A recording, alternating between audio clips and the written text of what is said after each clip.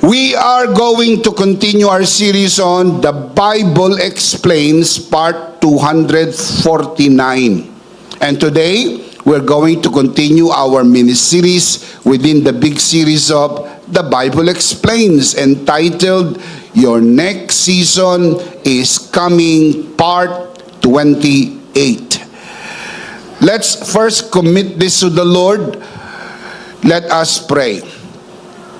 Our dearest Father in heaven, we are so very thankful for how you have found us in your house today and how you have gathered us in your presence. Thank you so very much for these beautiful people who came here today to worship and to receive your word. Thank you also for the beautiful people who are joining us online. Thank you so very much for the wonderful time of praise and worship. There is nothing in the world like this, for in your presence there is fullness of joy, and the joy of the Lord is our strength. And in that, we thank you so very much. We commit to you this time, even this learning time, and it is always our prayer that everything that will be said and done today, all by your grace, for your glory, we pray, in the name that is above every name, in the name of your Son, our Lord and Savior, Jesus Christ, by the power of the Holy Spirit. And everybody would just simply say, Amen. Palakpakan natin ang Panginoon. Amen. Today, we're going to talk about Micah, the prophet Micah. Who is the prophet Micah? Micah was one of the minor prophets in the Old Testament who ministered to both Judah and Israel around 742 to 687 BC during the reign of Jotham, Ahaz, and Hezekiah. His message boldly confronted empty religion while proclaiming the coming Messiah and God's promise of restoration. Si Micah po ay isa sa 12 minor prophets of the Old Testament, and we are going to talk about the message of grace in the story of Micah. Having said this, allow me to share with you today two things that happen when grace moves you to see and speak from the story of Micah. Number one, grace opens your eyes to the reality. Write it down. Grace opens your eyes to the reality. Sa wikang Pilipino, binubuksan ng biyaya ang iyong mga mata sa realidad ng buhay.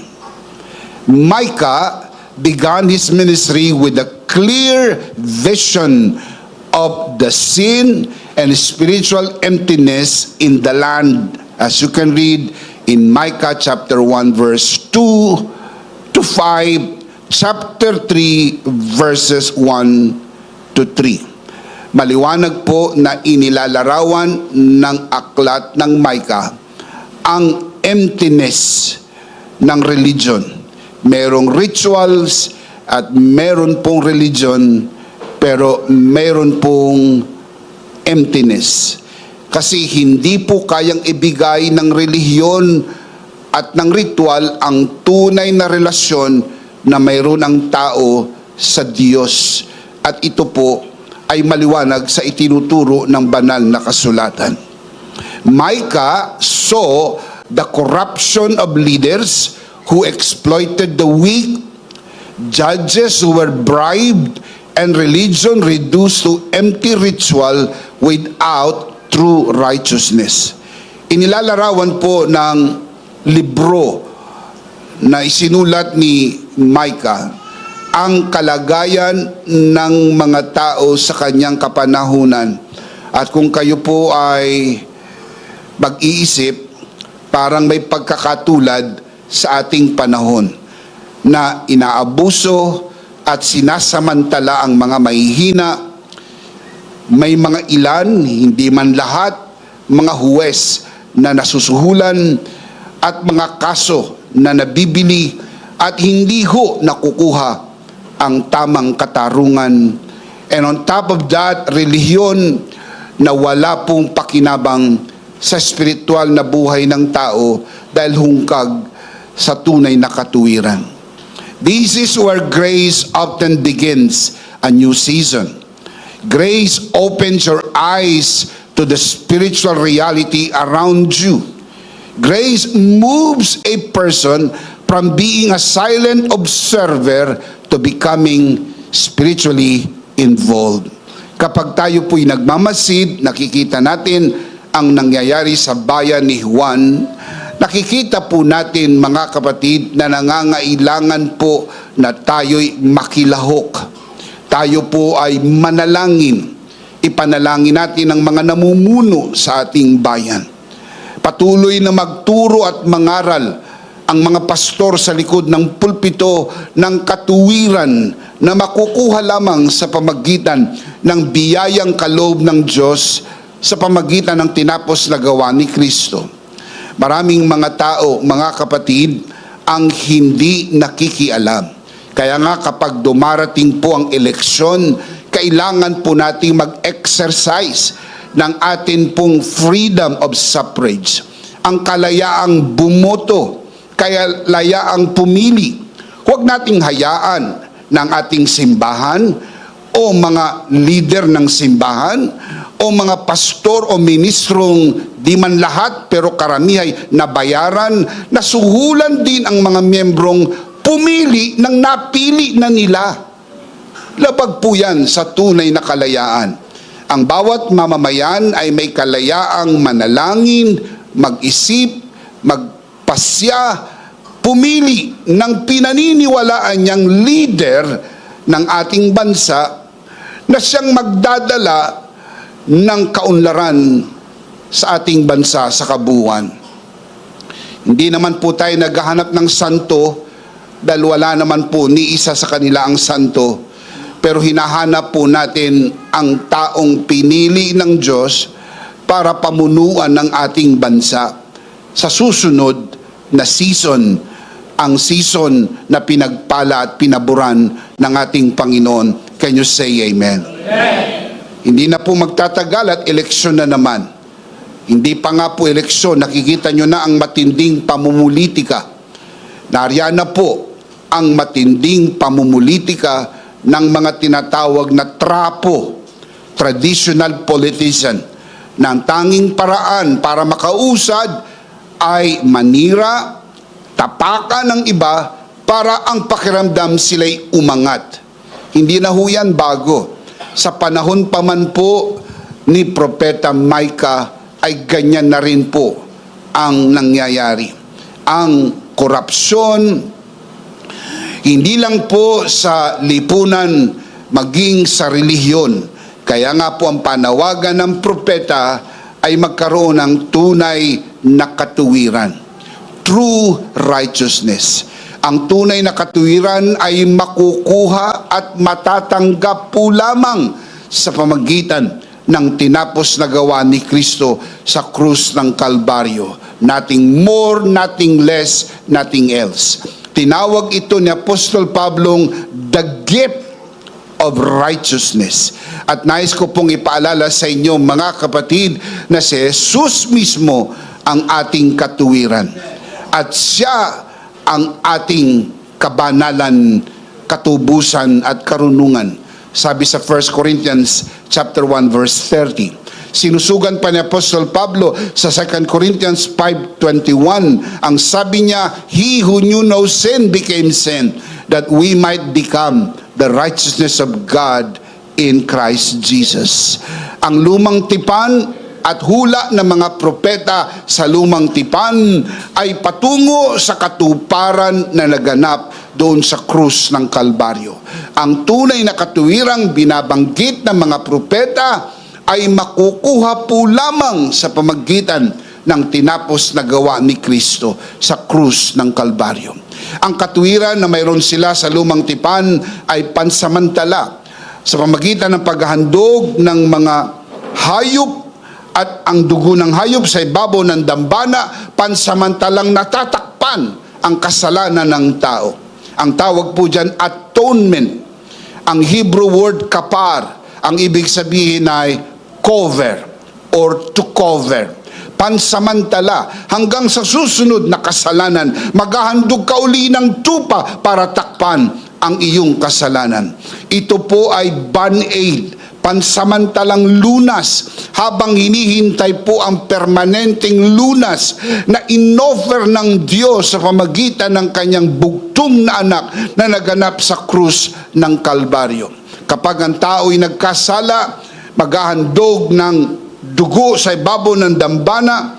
Kapag muli siya nagkasala, gagawin niya ito repeatedly, paulit-ulit, sapagkat hindi kayang alisin ng dugo ng hayop ang kasalanan ng tao.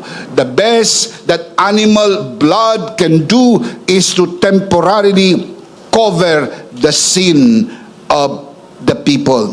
Pansamantala. Kuminsan ang tawag niya pansamantagal, pero hindi po permanente at hindi pang walang hanggan. Nang dumating ang ating Panginoon Kristo, siya po ang tinawag na Kordero ng Diyos. Nang siya'y naglalakad sa dalampasigan ng Ilog Jordan, ay sinabi po ni Juan Bautista, narito ang Kordero ng Diyos na mag-aalis ng kasalanan ng buong mundo. Kaya ang ating Panginoon Kristo ang permanenteng lunas sa problema ng sangkatauhan, ang problema ng kasalanan, inalis ng ating Panginoong Hesus Kristo.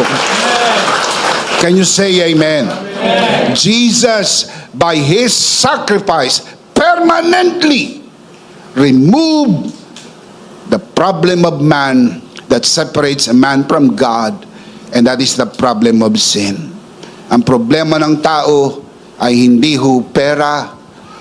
Ang problema ng tao ay hindi po social problem, hindi po financial problem, hindi po political problem.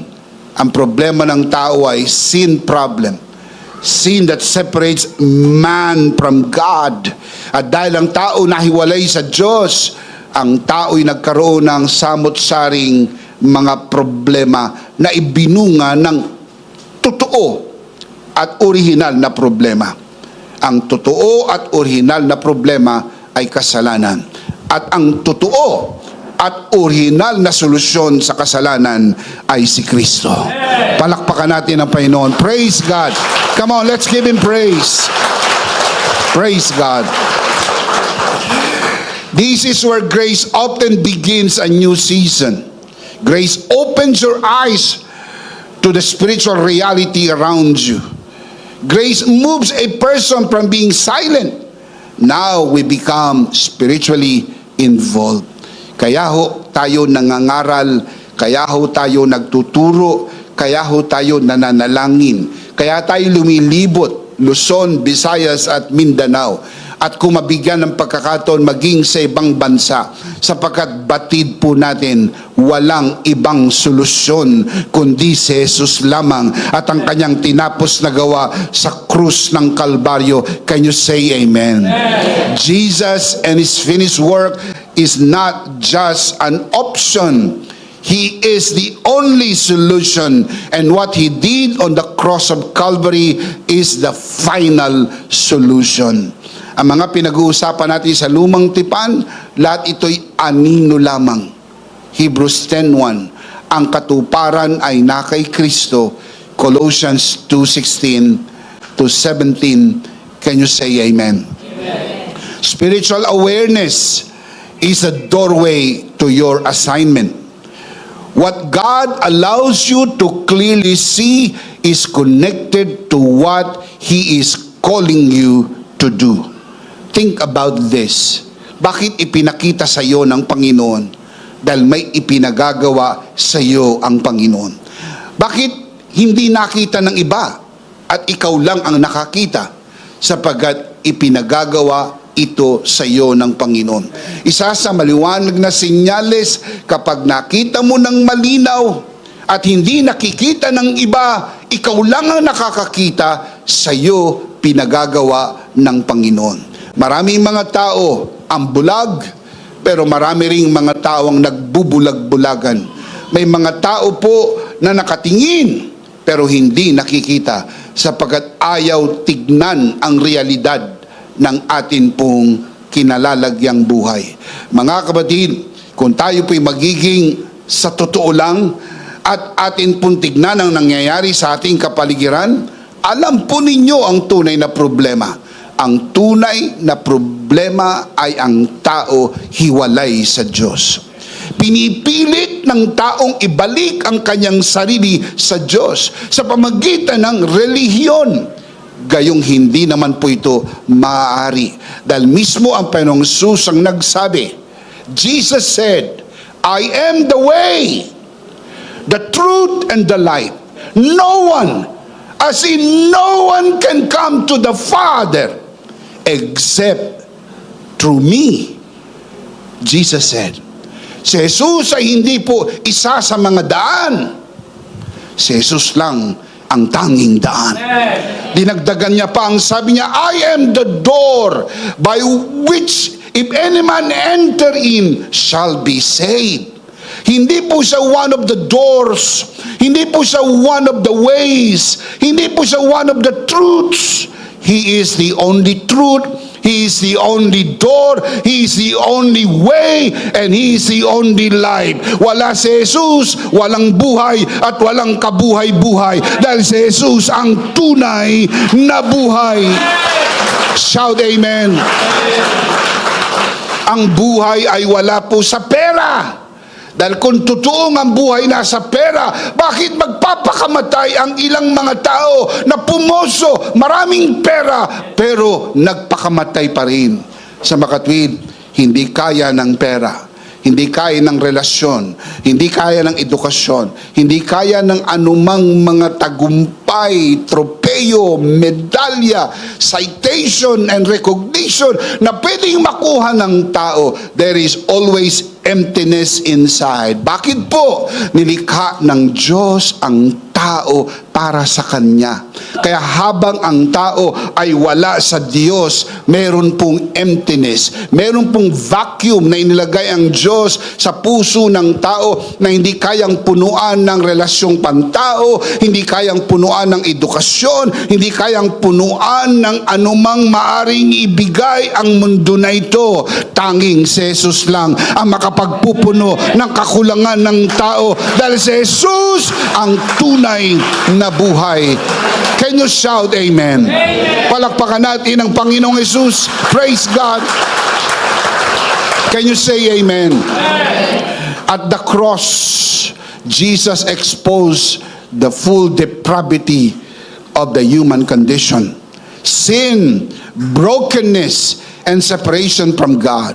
The cross reveals how serious sin truly is. Grace gives us spiritual clarity. It took the very life of the Son of God to die on the cross, the most painful, the most shameful form of death. And Jesus died on the cross in order to deal the seriousness of the problem, and that is the problem of sin. Mga kapatid, kapag ang tao ay spiritual na bulag, hindi niya makikita ang totoong problema. In fact, it has always been said that you cannot fix the problem if you are the problem. People are trying to fix the problem, not even realizing that we are the problem. Tayo talaga ang problema. That's why we cannot fix the problem. That is why God sent His Son to fix the problem. Matalino ang Diyos. Kung alam ng Diyos at alam niyang kaya nating i-fix ang problem, why would God have to send His Son? Just to see Him die on the cross. Bakit bakit niya papayag ang isugo pa ang kanyang anak, mamatay sa krus, kung kaya naman natin i-fix ang problem, kung kaya naman ng religion i-fix ang problem. Alam nyo naman po na bago pa ang Panginoong Jesus ipinanganak sa sabsaban ng Bethlehem noong unang Pasko, mayroon ng religion noong unang panahon. Kaya may mga religion ang tawag BC, before Christ ang existence. That means hindi lang po bago ang religion. Kahit noon pa man, meron na pong religion. At ang mga religion na ito ay naghahangad ng kabutihan ng tao, pero hindi ho sapat para ang tao maibalik sa Diyos at ma-fix ang problem. Because no one can fix the problem, only Jesus. I want to say that again. No one can fix the problem, only Jesus. That is why Paul said, I seek nothing among you, only Jesus Christ and Him crucified. And that is our main message, and that is the only message we preach wherever we go. Kahit saan tayo pumunta, Luzon, Visayas, Mindanao, maging sa mga bansa na hinahayaan ng Diyos na tayo mapunta, ang mensahe ay hindi nagbabago. Si Jesus at ang kanyang tinapos na gawa sa krus ang tanging solusyon. Kahit sinong pag-usapan natin na Bible character, from the Old Testament to the New Testament, hindi po sila ang bida. Si Jesus ang bida. Kapag ikaw ay nangaral mula sa lumang tipan, sinasalamin lamang nito ang kagandahan ng pagdating ni Kristo. Kapag pinag-usapan natin ang mga tauhan sa bagong tipan, inilalarawan lamang nito ang kagandahan ni Jesus at ang kanyang tinapos na gawa sa krus ng Kalbaryo. Can you shout amen? Palakpakan natin ang Panginoon. Praise God. Praise God. Ang kasalanan, inilayo ang tao sa Diyos at inilarawan ito ng krus. Sapagkat nang si Jesus ay nakabayubay sa krus, sumigaw si Jesus sa ikaapat na wika, my God, why have you forsaken me? Why? Because on the cross, Jesus became sin. The Bible says, we all like sheep gone astray, each of us turned to its own way. The Lord laid upon Him the iniquity of us all. Ang kasalanan ng buong mundo ay napasa dugo ang katawan ni Kristo na nakabayubay sa krus ng Kalbaryo. At nang maramdaman ito ng Panginoong Hesus, sumigaw siya, Diyos ko, bakit mo ko pinabayaan? Ano pong nilalarawan ng mga tagpong ito? Ang kasalanan, pinaghiwalay ang Diyos at ang tao. Kaya nakikita po nating realidad na nangyayari sa mga tao ay larawan ng taong hiwalay sa Diyos. Itong mabuting balita, sa krus ng Kalbaryo, inako ni Kristo ang ating kasalanan para maibalik tayo sa Diyos at matanggap natin ang kaloob ng katuwiran at tayo po'y maging mga anak ng Diyos, tagapagmana ng buhay na walang hanggan. Shout amen! Palakpakan natin ang Panginoon. Praise God! Praise God! Praise God! Because of the finished work of Christ, we look at sin through the lens of grace, redemption, and restoration. Naging malinaw na sa atin ang ating paningin sa lente ng grasya na nangyari sa krus ng Kalbaryo. That is why the Apostle Paul is very straightforward. He calls it the message of the cross. Dahil ang krus ang mensahe ng buong Biblia. Sa lumang tipan, inihula na ito. Sa lumang tipan, sinalamin ito ng mga sakripisyong inilalagay sa dambana. Sa bagong tipan, ito po'y nagkaroon ng katuparan upang ang sino mang tumanggap sa Panginoong Hesus, maniwala sa kanyang tinapos na gawa, matanggap ang grasya. Sabi po ni Apostol Pablo, matanggap mo rin ang kaloob ng katuwiran, the gift of righteousness. The abundance of grace and the gift of righteousness through Jesus Christ our Lord. Can you say amen? A powerful biblical example of this I am thinking right now is Nehemiah. Bago po pinamunuan ni Nehemiah ang pagtatayo ng bagsak na pader ng Jerusalem, nakita niya ang tunay na kalagayan nito. The reality of it. Siya po ay umiyak. Siya po'y nanalangin. Siya po'y nag-ayuno. Siya po'y nagplano. Siya po'y humingi ng pahintulot. At pinamunuan niya ang pagtatayo ng bagsak na pader ng Jerusalem. Ano po ang nagudyok sa kanya gawin ng mga ito? Ang nabuksan na mata. Maraming mga tao hanggang ngayon, sa loob man ng simbahan, kaanib man ng relihiyon, na hindi po bukas ang mata. Nakikita lang nila ang kanilang sariling buhay. Di nila nakikita ang buhay ng kanilang mga kamag-anak na kapag ka namatay ng walang Kristo, ang mga ito ay mapapahamak magpakailan-kailan paman. At wala silang hakbang na ginagawa para abutin ang mga ito. Wala silang pakialam sa mga kapitbahay nila, mga kaibigan nila. Ang mahalaga, ligtas na ako. Linggo-linggo nagsisimba naman ako. Nagbabasa ako ng Bible paminsan-minsan. Nananalangin din ako pag naalala kong manalangin.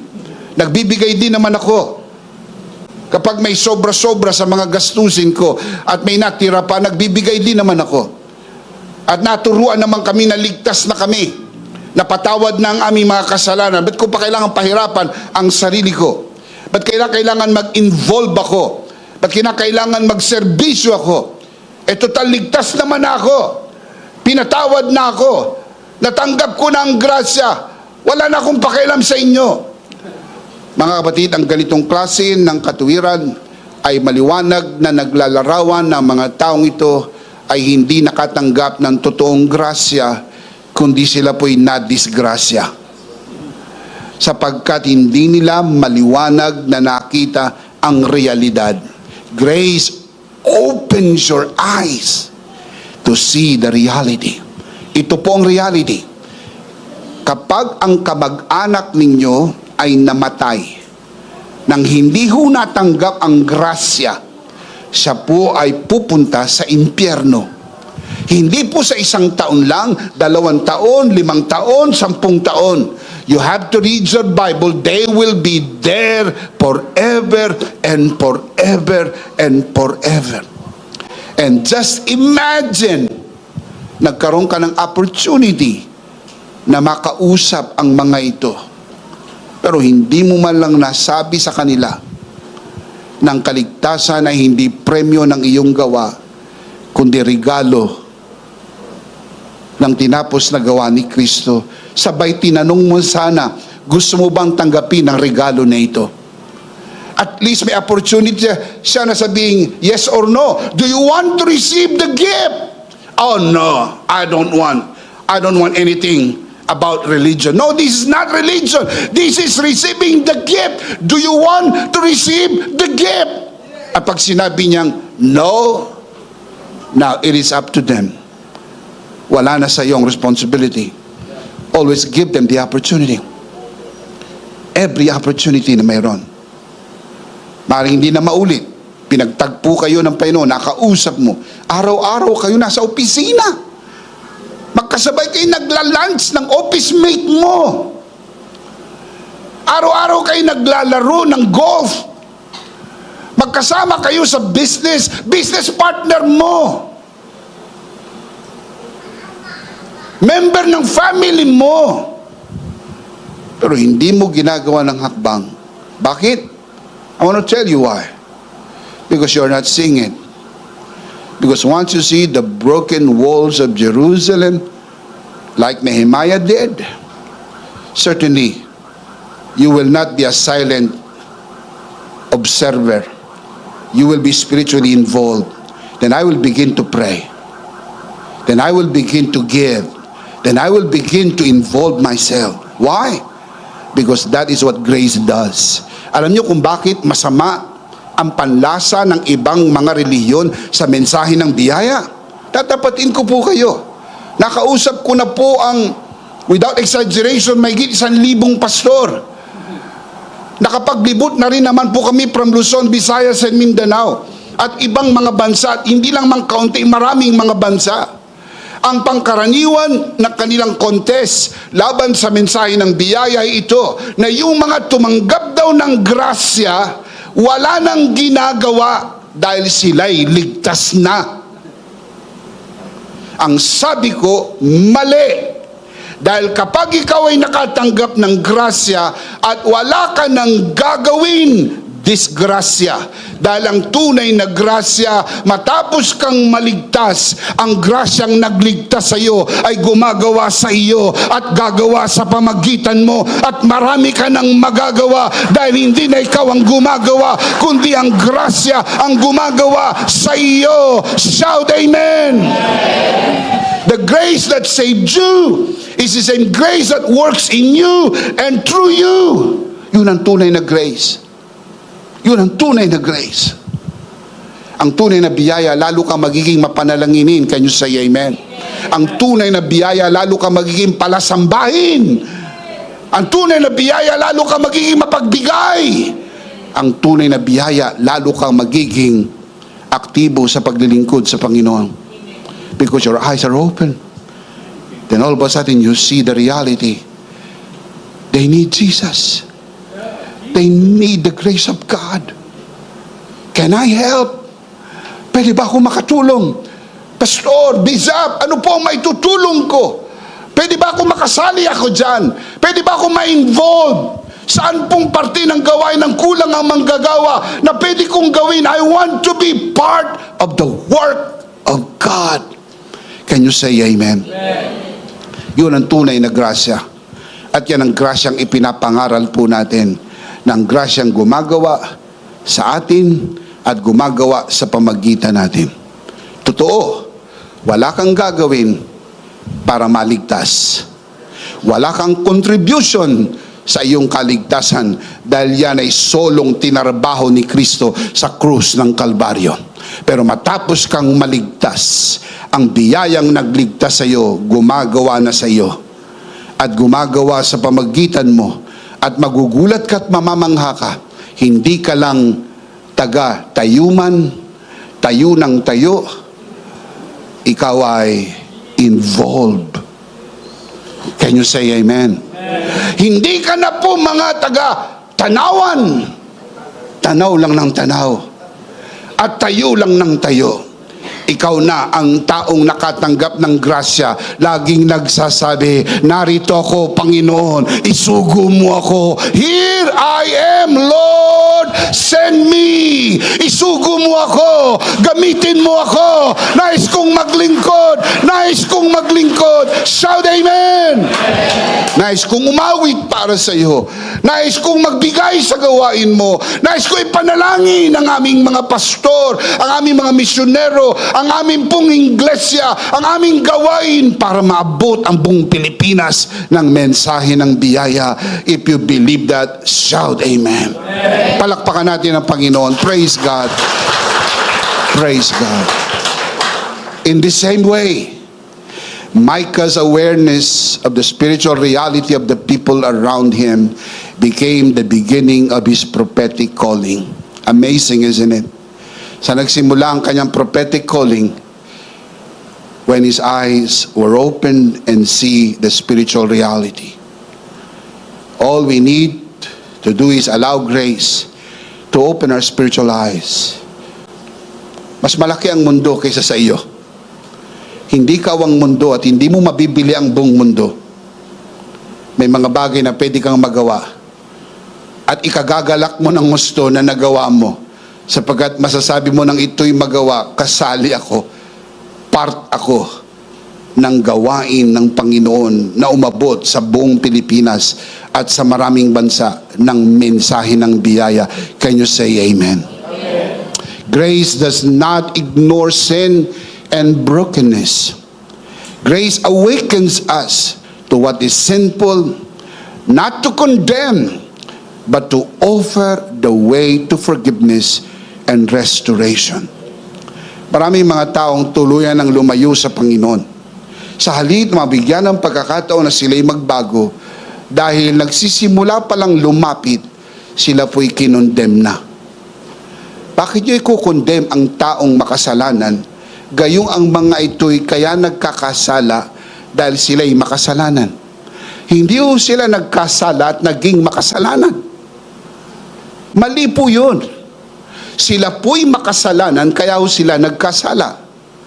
Kaya ho sila nagkasala dahil sila'y makasalanan. What made us sinners is not what we did. What made us sinners is what Adam did. Romans 5:12. Sa kasalanan ng isang tao, tayo po'y naging makasalanan. And what do you expect sinners do? Sin. Nakakagulat ba ang taong makasalanan na magkasala? Ay hindi. Nagugulat ka ba pag ang ibon lumilipad? Ang sabi, wow, lumilipad ang ibon. Nakakagulat, nakakamangha. Nagugulat ka ba pag ang isda ay lumalangoy? Ang sabi, wow, ang galing lumangoy ng isda. Mabuti marunong siya lumangoy. May isda bang nag-aral lumangoy? Nag-enroll ba yan sa swimming lesson? Yung ibon, nag-aral po ba ng flying lesson?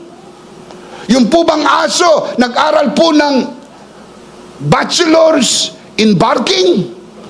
Tapos kumuha pa ng master's in barking. Oh, ang ganda ng tahol niya. Ang cute ng tahol niya. Ang ganda, tahol pa more. Napansin niyo po bang natural ba sa asong kumahol? Tinatanong ko po kayo, natural po ba sa asong kumahol? Natural po ba, mga kapatid, sa ibon ang lumipad? Yes. Natural po ba sa isda ang lumangoy? Yes. Sapagkat nakakapit sa naturalesa nila ang mga gawaing ito. Nang ipinanganak tayong makasalanan. Psalms 51:5, pinaglihi ka sa pagkakasala at ipinanganak ka sa pagkakasala. Nung ipanganak tayo, makasalanan na. That what made us sinners, because of what Adam did. We were conceived and born in sin. Listen up. What do you expect sinners do? Sin. Why condemn them? Instead of condemning the sinners, give them the opportunity to receive the grace of God. Dahil pag natanggap ang grasya, walang hindi kayang baguhin ng biyaya ng Panginoon. Palakpakan si Lord. Praise God. Amen. Itaas ang kamay ng mga binago ng biyaya ng Diyos. Palakpakan natin ang Panginoon. Praise God. Praise God. Because of Christ's finished work, we no longer confront sin and brokenness from a place of self-righteousness, but from a place of redemptive love. Yung pong napakasamang attitude ng holier than thou, mas banal ako sa iyo dahil hindi ko nagawa ang kasalanang nagawa mo. Mas banal ako sa iyo dahil hindi ako nakiapid. Mga kapatid, mas banal ako sa iyo dahil hindi ako nakapatay ng tao. Mas banal ako sa iyo dahil hindi ko nagawa yung kasalanang nagawa mo. Maaring hindi mo nagawa ang kasalanan na nagawa ng iba, pero hindi mo nabanggit may kasalanang nagawa ka na hindi nagawa ng iba. In other way, looking at it, walang matuwid, wala kahit isa. Lahat tayo makasalanan, lahat tayo kinahabagan lang ng Panginoon, lahat tayo pinatawad ng Panginoon, lahat tayo biniyayaan ng Panginoon. Shout amen. The goal is not judgment, but healing, repentance, and restoration through grace. Nothing but grace. Grace plus nothing. Grace, grace all the way. And if you believe that, say amen. Micah himself balances warning with hope. Even while confronting sin and corruption, he later proclaims the hope of God's restoration through the coming Messiah. Beautiful, isn't it? Pinakita po ang larawan ng depravity ng religion depravity ng man's condition. And yet sa lahat ng ito, si Micah ang nagbigay ng propesiya kung saan ipapanganak ang Messiah. I'll show you the verse. Micah chapter 5 verse 2. But you, Bethlehem Ephratah, through you, listen, though you are small among the clans of Judah, out of you will come for me one who will be ruler over Israel, whose origins are from the old, from ancient times. Mga kapatid, ito po ang hula ni Propeta Micah kung saan ipapanganak ang Messiah. You, Bethlehem Ephratah, though you are small among the clans of Judah, out of you will come for me one who will be ruler over Israel. Yan po ang solusyon, ang pagdating ng Messiah. Kaya alam ni Prophet Micah that Jesus the Messiah, Yeshua HaMashiach, Jesus the Messiah, is not just an option, not one of the solutions, but the only solution, the one and only solution to the depravity of man and emptiness of religion. Can you say amen? Amen. This is the nature of grace. It tells you the truth about the gravity of sin, but never leaves you without grace and hope. Pinapakita ang depravity and gravity ng situation ng sin. And yet, hindi ka iiwanang ang bigat-bigat ng iyong pakiramdam, sapagkat itinutuloy ang mensahe at sinasabi, bagaman ganyan ang iyong kalagayan, mayroong pag-asa at mayroong biyayang kaloob ang Diyos. Can you say amen? Amen. Sino sa inyo makakalimot sa kwento ng babaeng nahuli sa akto ng pakikiapid? At sabi ng mga tao, ayon sa batas ni Moises, ang sino mang nahuli sa akto ng pakikiapid ay dapat batuhin hanggang mamatay. Kapansin-pansin ang ginawa ng Panginoon. Ang sabi ng Panginoon, ang sino man sa inyo ang walang kasalanan, ang unang bumato. First, hindi niya pinigil ang pagbato. Katulad ng pangkaraniwang naririnig niyong sermon na di umano pinigil ni Jesus ang pagbato. Hindi po. Wala po yun sa storya. Wala po yun sa narrative. Fake news. Fake news po yun. Wala po sa balita na si Jesus ay nagsabi, huwag niyang batuhin ang babae. Hindi po. Ang sabi ni Jesus, sino man sa inyo ang walang kasalanan, ang unang bumato. Pinababato niya ang babae. Stone her. Pero ang sabi niya, ang unang babato ay ang taong walang kasalanan. If you think you have no sin, then stone her. Mga kapatid, merong isang tao doon na may karapatang bumato dahil siya lang ang walang kasalanan.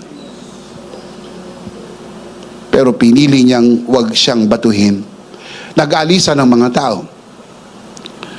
Ang natira sa tagpo ay si Jesus at ang babae. Tinanong ni Jesus ang babae, "Woman, where are your persecutors?" She looked up and she looked around and she said, "They're all gone." Jesus said to her, "Neither do I condemn you. Go and sin no more." Siya lang po ang may karapatang mag-condemn. Neither do I condemn you. Siya lang ang may karapatang bumato. Pero pinili ni Jesus na huwag siyang batuhin. Kabaliktaran ang nangyayari sa panahon natin ngayon. Yung mga walang karapatang mambato, sila ang bato ng bato. Binabato ang mga korap na sila rin naman ay korap. Nagagalit lang sila dahil mas malaki yung nakurap ng iba kaysa nakurap niya. At ang sabi ng iba, tama na kayo, kami naman ang mangurap. Sapagkat yan ang reality. I am not condemning anyone. I am just allowing you to see the reality with the grace of God opens our eyes to see.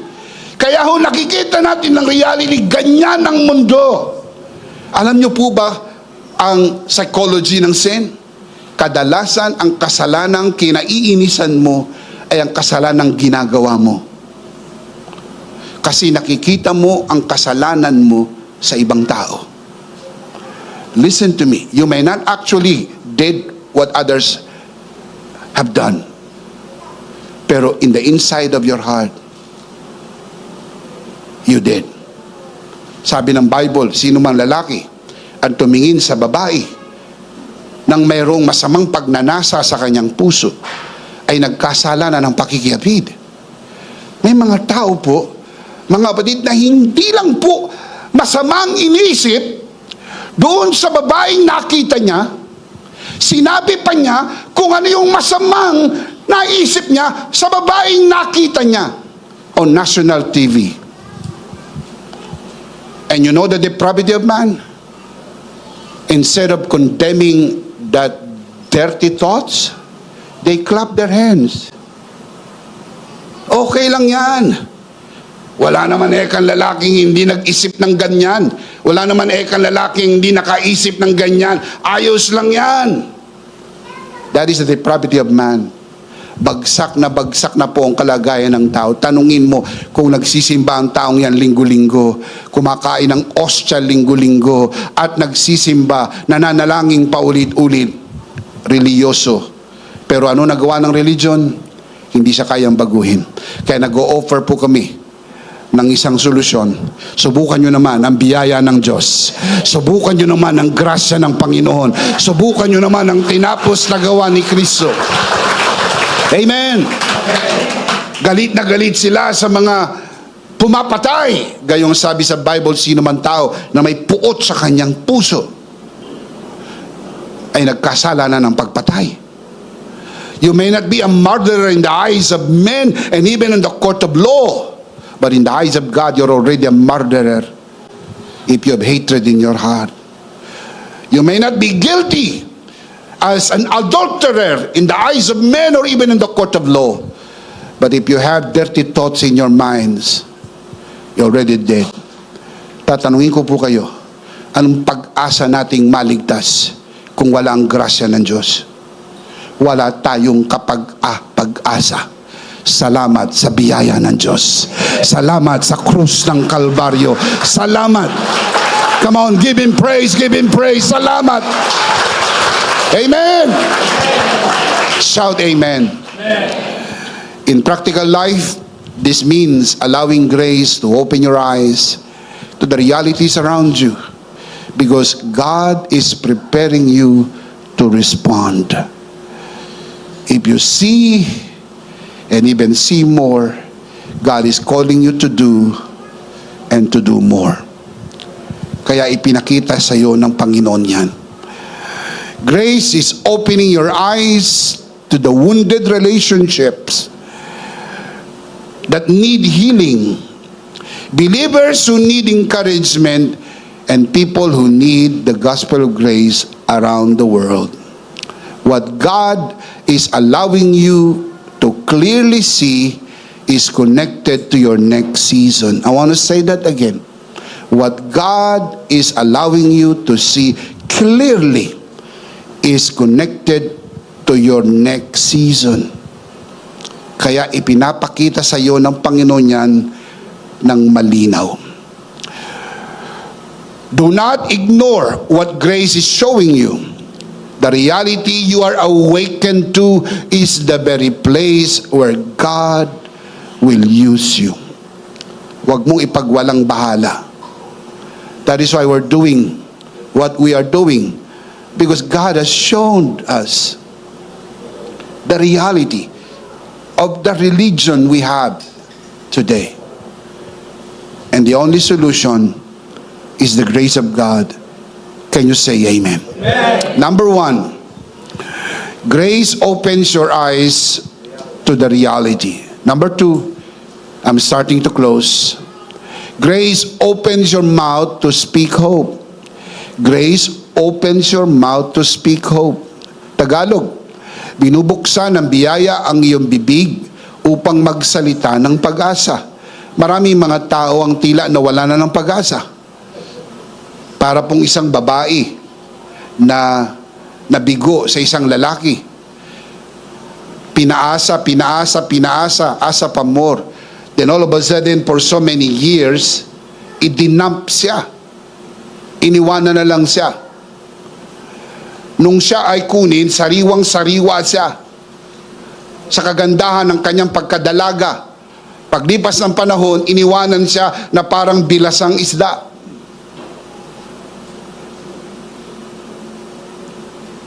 Feels so hurt inside. Tapos nagkaroon siya ng hatred sa lahat ng lalaki. Ang sabi niya, wah! Lahat ng lalaki manluluko! Lahat ng lalaki manluluko! Mali. Mali. Hindi lahat ng lalaki manluluko. Merong ilang manluluko, pero merong hindi. Tulad namin.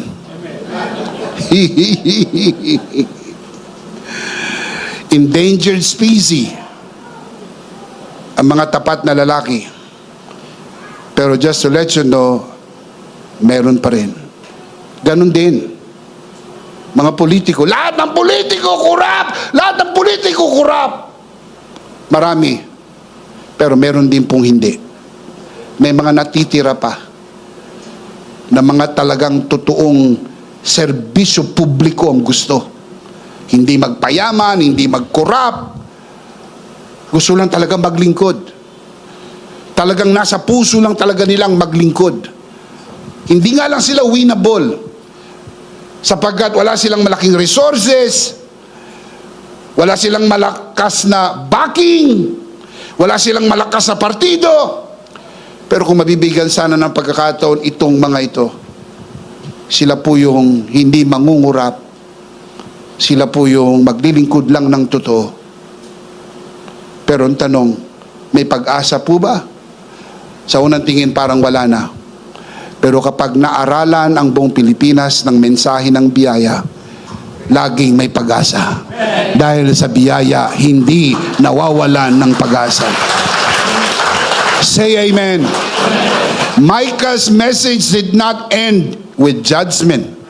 Though he confronted corruption and empty religion, his prophecy moved into hope of the coming Messiah. Saan nakapokus yung hope ni Micah? Sa coming Messiah. Ano po ang focus ng ating hope? The Messiah who came. Napansin nyo, nagsalubong. Sa panahon ni Micah, the Messiah who will come. Sa panahon natin, the Messiah who came. Sapagkat ang Old Testament ay prophecy, ang New Testament ay reality. Micah chapter 5 verse 2, but you, Bethlehem Ephratah, out of you, Bethlehem Ephratah, out of you will come, futuristic, will come for me one who will be ruler over Israel. Saan po'y pinanganak ang ating Panginoon Kristo? Sa Bethlehem. Ito po'y hula ni Prophet Micah referring to Jesus the Messiah, Yeshua HaMashiach. Jesus the Messiah, ipapanganak po doon sa Bethlehem. Kaya ang pag-asa ay si Jesus.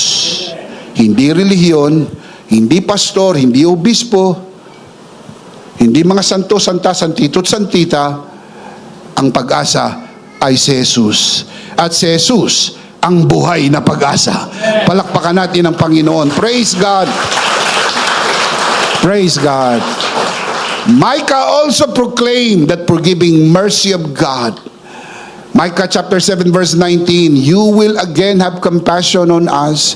You will tread our sins underfoot and hurl all our iniquities. Not many of our iniquities, not some of our iniquities, all our iniquities into the depths of the sea. Inilagay niya ang ating mga kasalanan sa ilalim ng kanyang paa at itinapo ng ating mga kasalanan, lahat ng ating mga kasalanan sa kalaliman ng dagat. At sinabi po ng Biblia, hindi na niya muling aalalahanin pa ang ating mga kasalanan. O anong ganda ng biyaya ng Diyos.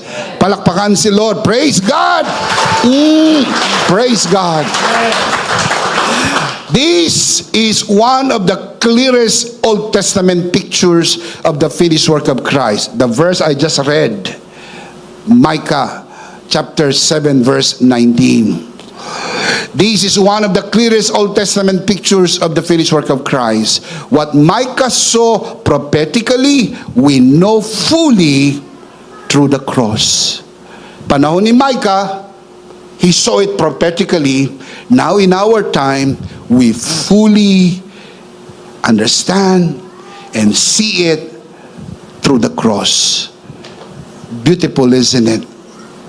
At Calvary, Christ bore our sins, and through His finished work, God has truly dealt with them once and for all. Hindi po inunti-unti, minsan at pangkalahatan, tinapos ang kasalanan sa krus ng Kalbaryo. Look at the scripture, Hebrews 10:14. By one sacrifice, how many sacrifice? One. I cannot hear you. By one sacrifice, how many sacrifice? One. By one sacrifice, referring to the finished work of Christ. By one sacrifice, He has made perfect. For how long? Forever. I cannot hear you. For how long? Forever. How many sacrifice? One sacrifice has made perfect forever those who are being made holy. Hindi ka po dinahandahang pinatawad. Hindi ka po dinahandahang ginawang matuwid. Hindi ka po dinahandahang ginawang banal sa isang sakripisyo ni Kristo sa krus ng Kalbaryo. Ikaw ay ginawang banal magpakailan-kailan paman. You are made holy and perfect forever. Shout amen. In Christ, I am completely forgiven. Not partially forgiven, not partly forgiven, but completely forgiven. If you believe that, say amen. Hebrews 10:17. Then he adds, their sins and lawless acts I will remember no more. Let's put that together. Hebrews 10:14.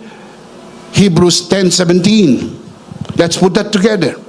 Hebrews 10:14. The result of the one sacrifice that made us holy forever is that God will remember our sins no more. Hebrews 10:17. Hebrews 10:14. By one sacrifice, He made us forever perfect. And with that one sacrifice, God will remember our sins no more.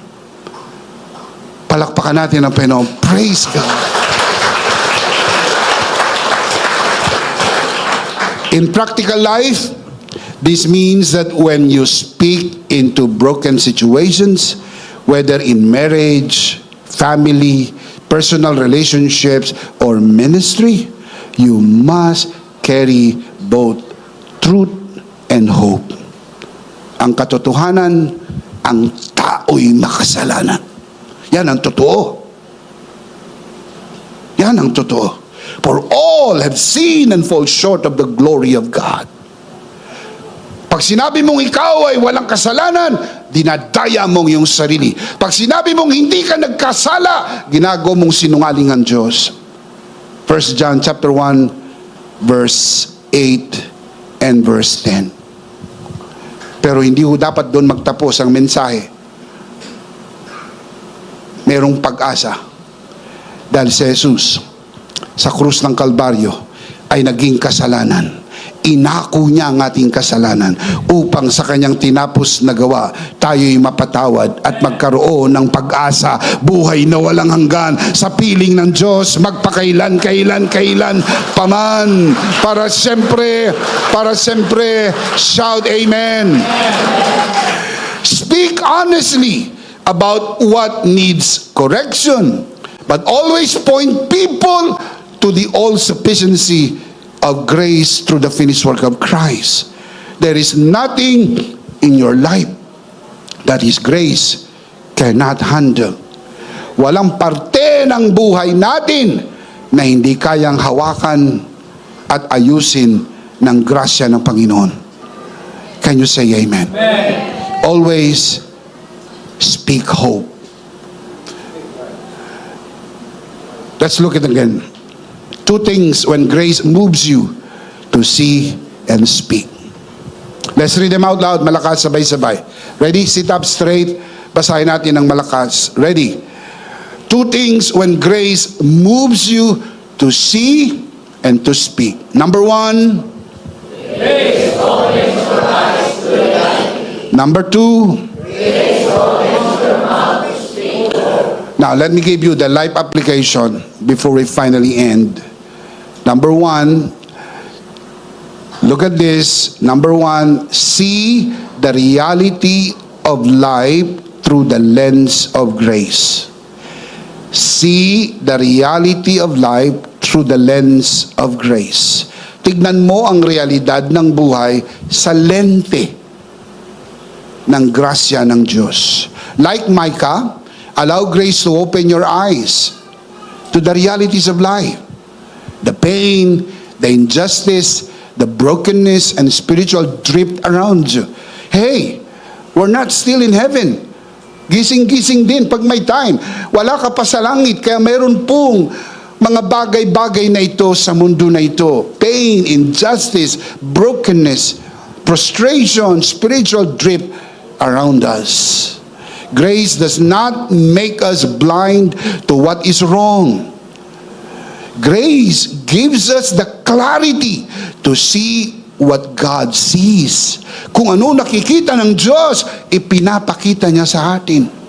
Not to condemn, but to become an instrument of His restoration and hope. Maging instrumento tayo ng pagpapanauli, pagbabalikan ng mag-asawa, pagbabati ng magkakaibigan, pag-unlad uli ng buhay, paggaling at pagbabalik sa kalusugan, at huwag mawala ng pag-asa. What grace allows you to see is the very place where God is calling you to bring healing, truth, and the message of Christ's finished work. Sinabi ko na kanina at sasabihin ko uli, kapag ipinakita sa iyo ng Panginoon, dahil pinagagawa sa iyo ng Panginoon. What God allows you to see is the very place where God is calling you to bring healing, truth, and of course, the message of the finished work of Christ. Number two, I'll close with this. Speak hope amidst hopelessness. Speak hope amidst hopelessness. Like Micah, do not stop at warning alone. Let grace open your mouth to speak hope even in the darkest situations. When everything around you seems broken and hopeless, remember that Micah pointed to the coming Messiah as the only true hope. Sa gitna ng kadiliman at parang walang pag-asa, itinuro ni Micah ang mga tao sa parating na Mesiyas. Micah 5:2, but you Bethlehem Ephratah, out of you will come for me one who will be ruler over Israel. In the same manner, we do likewise. Christ is and still the only sure hope for every broken life. Because of His finished work, He has become our living hope. Kaya ang tunay na mga anak ng Diyos, hindi nawawala ng pag-asa. Bigo ka ba sa pag-ibig? Mayroong pag-asa dahil si Jesus ang tunay na mangingibig. Hindi ka bibiguin ng pag-ibig ng Diyos. Bigo ka ba sa kabuhayan? Si Jesus ang pag-asa ng kaunlaran dahil naghirap si Jesus para guminhawa ang iyong kabuhayan. Bigo ka ba sa iyong kalusugan? May pag-asa dahil si Jesus ay nabugbog at nasugatan at sa kanyang sugat pinagaling ka na ng Panginoon. Laging may pag-asa. Everybody shout, Jesus is my living hope. Jesus is my living hope. One more time, louder. Jesus is my living hope. Who is your living hope? Jesus. No one but Jesus. Shout, Jesus. Jesus. Palakpakan natin ang Panginoong Jesus. Praise God. Praise God. Let's see them again. 2 life application. Malakas at sabay-sabay. Ready? Number 1. Number 2. And the big idea is all together. And the next season of your life is where grace opens your eyes and see and opens your mouth to speak hope to everyone. Of course, we do not want to end this broadcast without giving you who are watching this broadcast and also everyone in this sanctuary the opportunity to receive Jesus today and be saved. Bukas ang aming spiritual na mata at kitang-kita namin walang ibang pag-asa kundi si Jesus, kaya bibigyan namin kayo ng pagkakataon tanggapin ang tangi, nag-iisa at tunay na pag-asa. Walang iba kundi si Jesus. Kung nais mong tanggapin ang Panginoong Jesus, itaas mo yung 2 kamay habang nanonood ka sa broadcast na ito. At hihilingin ko naman po sa lahat ng mga kabiyayang narito sa bulwagan nito, samahan natin ang ating mga bisita, nakataas ang 2 kamay, at sumunod sa panalangin ng pagtanggap. Taas natin ang ating 2 kamay, nakapikit ang mata, at manalangin po tayo ng pagtanggap. Ariin mo na ito'y isang personal mong panalangin. Manalangin tayo. Panginoong Jesus, ako po'y makasalanan. Hindi ko po kayang iligtas ang aking sarili. Ako'y mapapahamak ng hiwalay sa iyo. Narinig ko po ang mabuting balita, ako po'y naniniwala. Tinatanggap kita sa aking puso bilang aking Panginoon at aking tagapagligtas. Salamat po, pinatawad mo na ang aking mga kasalanan. Isinulat mo na ang aking pangalan sa aklat ng buhay sa pangalan ng Panginoong Hesus. Amen. Amen. Ako na lang po mananalangin, Ama, sa oras na ito, itinataas ko po sa harapan ng sino man sumunod sa panalangin ng pagtanggap sa unang pagkakataon, sa loob man ng bulwagang ito, lalo na sa mga nanonood sa broadcast na ito. Pinagkakatiwala po namin sila sa iyong kagandahang loob na sila'y lumago sa biyaya at sa bagong natagpuang pananampalataya. Sa pangalan ng Panginoong Jesus, tayong lahat ay magsabi ng Amen. Palakpakan si Lord. Praise God. Praise God. Tayo po'y dumako sa ating banal na komunyon. Kunin po natin ang ating communion elements and let's do this together.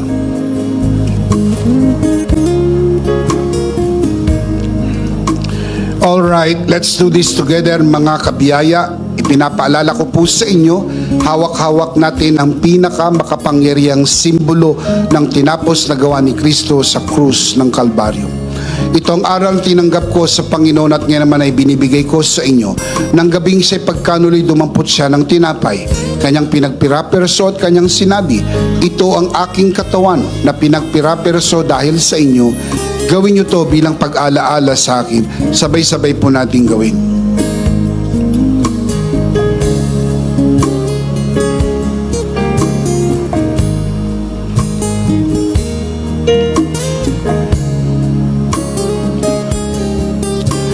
Gayon din naman matapos magkapunan ni kanyang hinawakan ng sarot, kanyang sinabi, Ito ang saro ng bagong tipan na pinagtibay ng aking dugo. Gawin niyo to bilang pag-alaala sa akin. Sabay-sabay po natin gawin.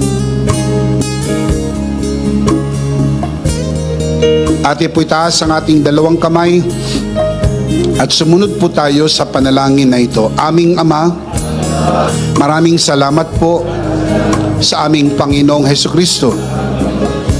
Panginoong Hesukristo, maraming salamat po sa iyong banal na dugo na iyong itinigis sa krus ng Kalbaryo. Dahil po dito, lahat ng aming kasalanan ay yun ang pinatawad. Maraming salamat po sa iyong katawan na nabugbog at nasugatan. Dahil po dito, lahat ng aming sakit ay yun ang pinagaling. Gaya ng nasusulat, sa iyong mga sugat, ako'y magaling na.